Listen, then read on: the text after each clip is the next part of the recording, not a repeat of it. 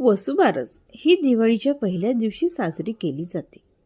हिला गोउत्सव द्वादशी असेही म्हणतात. या दिवशी गाय, वासरू आणि गोमाता यांची पूजा केली जाते. तसंच या दिवशी रमा एकादशी सुद्धा आहे. त्यामुळे आपण विठ्ठल रुक्मिणीची सुद्धा पूजा करतो. आता आपण पूजा करण्याची पद्धत पाहूया.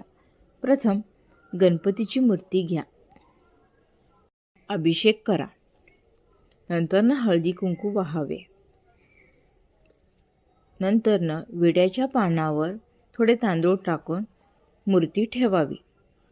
त्यानंतर गोमातेच्या मूर्तीला अभिषेक घालावा, हळदी कुंकू लावावे आणि विड्याच्या पानावर थोडे तांदूळ ठेवून गोमातेची मूर्ती ठेवावी. त्यानंतर बालकृष्ण घ्यावे.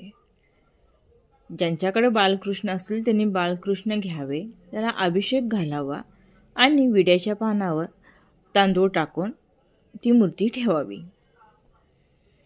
आता आपण विठ्ठल रुक्मिणीची मूर्ती घ्यावी, त्यांना स्वच्छ धुवावं आणि हळदी कुंकू लावून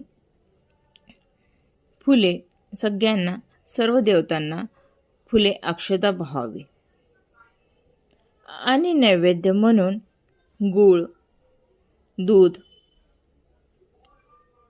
किंवा कोणतेही गोड पदार्थ द्यावे. पूजा कशी करावी आणि का करावी याचा सविस्तर व्हिडिओ मी बनवलेला आहे. खाली दिलेल्या त्रिकोण या बटनावर क्लिक करा आणि पाहायला विसरू नका. यामागची पौराणिक कथा काय आहे हे सुद्धा मी या व्हिडिओमध्ये सांगितलेलं आहे. तर तुम्ही हा व्हिडिओ शेवटपर्यंत पहा. धन्यवाद.